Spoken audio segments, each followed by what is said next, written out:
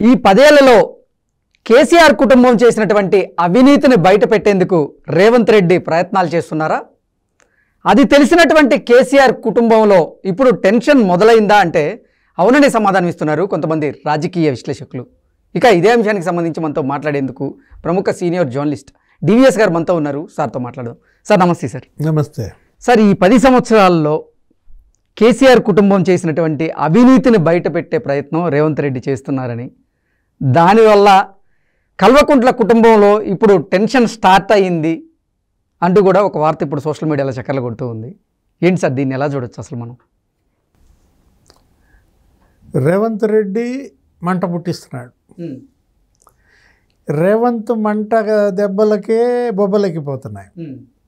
అక్కడ ఢిల్లీ బీజేపీ మంట పుట్టిస్తోంది, మోడీ షా. మరి వాళ్ళు బొబ్బలు అంటే ఇరువైపుల నుంచి ఉక్కిరి బిక్కిరి అవుతోంది బీఆర్ఎస్. బీఆర్ఎస్ కంటే కూడా కల్వకుంట్ల కుటుంబం ఉక్కిరి బిక్కిరి అవుతుంది. రెండు ఏంటంటే బీఆర్ఎస్ ప్రభుత్వం, అదే కేసీఆర్ ప్రభుత్వం 10 ఏళ్లలో తీవ్ర అవినీతి ఆరోపణలు ఎదుర్కొంటుంది. అదే కదా మొన్న ప్రజా తీర్పు కూడా, మొన్న ఎలక్షన్ కూడా దాని మీదే జరిగింది. ప్రజలకు అందుబాటులో లేకపోవటం, ఈ అవినీతి కుంభకోణాలు. నీకు కాళేశ్వరం మొన్న చూసాం కదా, ఏది కాళేశ్వరంలో మేడిగడ్డ అది కాస్త కుంగింది, ఆ పిల్లర్. వీళ్ళందరూ కూడా పోయి చూశారు మొన్న, ఎమ్మెల్యేలంతా కూడా రేవంత్ రెడ్డి ఆధ్వర్యంలో. దానికే నల్గొండలో సబ్ పెట్టి కేసీఆర్ కూడా అన్నాడు కదా, ఏం పీకటానికి పోయారు అక్కడికి అని చెప్పి కూడా వాళ్ళు పీకేదేదో మనకి ఇప్పుడు కనపడుతోంది. ఇప్పుడు ఇవాళ ఏమిటి, రేవంత్ రెడ్డి ధరణి మీద సమీక్ష పెట్టాడు. గత కొన్ని రోజులుగా ధరణి మీద జరుగుతోంది ఈ భూ దందాలు, ఈ భూముల రిజిస్ట్రేషన్లు, వీటిల్లో అక్రమాలు, అవకతవకలు, భారీ ఎత్తున స్కామ్స్ జరిగాయన్న దీంట్లో. నీకు తెలుసు, ఒక ఐఏఎస్, సీనియర్ ఐఏఎస్ 3 పెళ్ళాం 25 ఎకరాలు కొన్నారు. గందరగోళం అయింది, తెలుసు. మనం చేసాం సార్ గతంలో కూడా. 25 ఎకరాలు ఆయనేది, ఇక్కడ ప్లాట్ అమ్ముకున్నాను, మా ఆవిడ ఉద్యోగం, నేను ఉద్యోగం, మేము సంపాదించుకుని కొనుక్కున్నాం అన్నారు. ఇంకో సీనియర్ ఐఏఎస్ 52 ఎకరాలు నువ్వు చూసావు. అంతా హైదరాబాద్ పొలిమేరల్లోనే, మహబూబ్ నగర్ ఇక్కడే కదా. 52 ఎకరాలు ఆయన. సరే, ఈ 25 ఎకరాలు పక్కన పెట్టు, ఆ 52 ఎకరాలు పక్కన పెట్టు, వీళ్ళిద్దరు ఐఏఎస్లు. వాడెవడో రెరా కార్యదర్శి, వాడు జనగామలో 113 ఎకరాలు వేసాడు. 1000 కోట్లంట. అతనేంటి, మామూలుగా బిల్డింగ్ ప్లాన్లు, అప్రూవల్స్, దాని మీదే నిన్న రేవంత్ రెడ్డి జీహెచ్ఎంసీలో రివ్యూ చేశాడు. విజిలెన్స్ దాడులు ఉధృతం అవుతాయి, జాగ్రత్తగా ఉండండి. బిల్డింగ్ ప్లాన్స్ ఎలా జరుగుతోంది ఏంటి, 3500 చెరువులు అసలు ఆన్లైన్లో లేవంట. అవును, కనపడతలేదంట. ఏంట్రా నాయన, చెరువులు ఎత్తుపోయారు, ఇవి కూడా ఆన్లైన్లో పెట్టాలి కదా. అంటే ఏంటి, రియల్ ఎస్టేట్ ఏ విధంగా చెరువులు ఆక్రమించేసి వీళ్ళు కట్టుకుంటున్నారు, దానికి వీళ్ళు పర్మిషన్లు ఇస్తున్నారు. వీడు ఒక్కొక్కడు 100 ఎకరాలు కొంటున్నారు. నీ ఉద్యోగం ఎంత, నీకు వచ్చే జీతం ఏంటి, నువ్వు ఎంత సంపాదించగలవు, ఎక్కడి నుంచి వచ్చాయి నీకు 115 ఎకరాలు జనగామలో, విశాఖపట్నంలో, విజయనగరంలో స్థలాలు, 60 వాచీలంట. ఎన్ని లక్షల నగదు దొరికింది? ఎవరిని గదులు ఇచ్చినా కానీ బంగారం, నగదు. ఇలా కేసీఆర్ పరిపాలనలో ఆ 10 ఏళ్ళు బంగారు తెలంగాణ అన్నాడు. అంటే ఎవరికి బంగారు తెలంగాణ? వీళ్ళకన్నమాట. అవినీతి అధికారుల పాలిట బంగారు తెలంగాణగా మారింది, అప్పుల తెలంగాణగా ప్రజలకు మారింది. ప్రజలకేమో అప్పుల తెలంగాణ. బంగారు తెలంగాణ కేసీఆర్ కుటుంబానికే మారిందనే విమర్శే కదా ఇవాళ ఈ తీర్పు. బీఆర్ఎస్ ఓడిపోవడానికి అదే కదా కారణం. కాళేశ్వరంలో అవినీతి, మిషన్ భగీరథలో అవినీతి, మిషన్ కాకతీయలో అవినీతి, వీటన్నిటి మీద విచారణలు అంటున్నాడు రేవంత్ రెడ్డి. హైకోర్టు చీఫ్ జస్టిస్కి లేఖ రాశాడు, మాకు జడ్జిని ఇవ్వండి అని. మేము చూసుకోవడానికి తలనొప్పిగా ఉంది, కావాలంటే రిటైర్డ్ జడ్జిని తీసుకోండి అన్నాడు. మరి అదేదో వేస్తారు అనుకుంటా. సరే, ఇదంతా రేవంత్ సృష్టిస్తున్న మంటలు. ఈ మంటలకి నీకు అక్కడ బొబ్బలు. ఇక ఢిల్లీ మంటల సంగతి ఏంటన్నావు. ఇప్పుడు ఏంటి, నిన్న ఏం జరిగింది?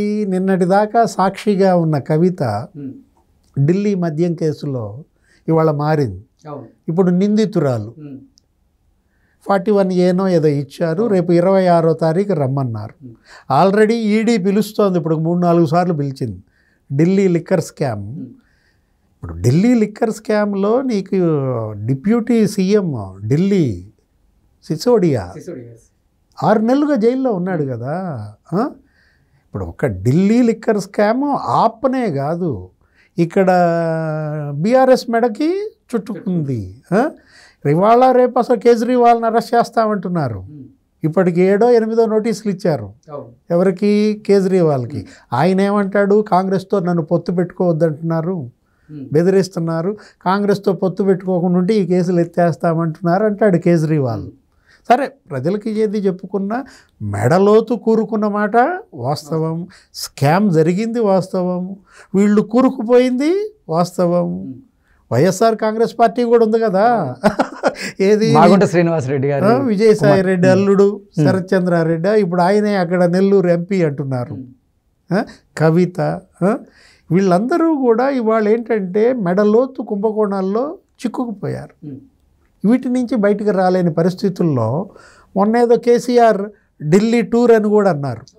ఒక 10 రోజుల క్రితం ఢిల్లీ వెళ్తున్నాడు అంటే బీజేపీతో పొత్తుకు కూడా ఆయన సిద్ధంగా ఉన్నట్టు, ఈ కేసు విషయం, కవిత విషయం, వీటిపైన రాజీకి ఏదో వచ్చినట్టుగా, బీజేపీ ససేమిరా అన్నట్టుగా, బీఆర్ఎస్తో పొత్తుకు మేము సిద్ధంగా లేమని బండి సంజయ్ వీళ్ళు కూడా ప్రకటించారు. ఇక్కడ అంటే ఏంటి? వాళ్ళు ఎందుకు వస్తారు పొత్తుకి? వాళ్ళు బీఆర్ఎస్ స్థానం వాళ్ళు లాక్కోవాలని కదా. బీజేపీ ఎత్తుగడేంటి? వాళ్ళ బీజేపీ కన్ను దేని మీద వేసింది? బీఆర్ఎస్ మీద. బీఆర్ఎస్ని ఇక్కడ లేకుండా చేయాలి, బీఆర్ఎస్ స్థానం బీజేపీ దక్కించుకోవాలనే రేపటి పార్లమెంటు ఎన్నికల్లో కూడా వెళ్తున్నారు. ఇప్పుడు వీటన్నిటిని తట్టుకుని కేసీఆర్ మరి పార్టీని కాపాడుకోవాలి, కుటుంబాన్ని కాపాడుకోవాలి, మరి లీడర్స్ని, కార్యకర్తల్ని ఎంత మేరకు కాపు కాసుకుంటాడు? అసలే ఆయన మరి ఆరోగ్యం దెబ్బతింది. అఫ్కోర్స్ నల్గొండ సభలో ఉరిమాడు, గర్జించాడు, అది మనం చూసాం. ఇప్పుడు రేపు పార్లమెంట్ ఎన్నికల్లో ఈ లోపే కవితను అరెస్ట్ చేస్తారా?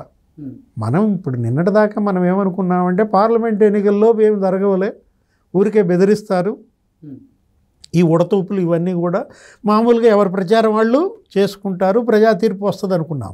అభివృద్ధి నేపథ్యంలో, హామీల నేపథ్యంలో, గ్యారంటీల నేపథ్యంలో, మేనిఫెస్టోల ప్రకారం ఎలక్షన్ జరుగుద్దేమో, ప్రజలు ఎవరు కావాలంటే వాళ్ళు ఓటేసుకుంటారంటే ఇప్పుడు ఏంటి? అసలు ఎన్నికల్లోపే అరెస్ట్ చేసేటట్టున్నారు. అవును, పరిస్థితులు అలా ఉన్నాయి. రారాయి అంటున్నారు ఎవరు?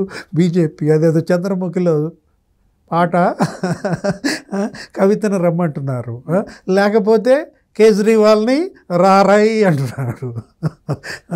ఆప్, బీఆర్ఎస్, వైసీపీ మెడలోతు కూరుకుపోయినాయి ఢిల్లీ మద్యం స్కామ్లో. ఎంత మేరకు బయట వేయగలడు కేసీఆర్ అనేది మనం వెండి తెరపై చూడాలి. ఓకే.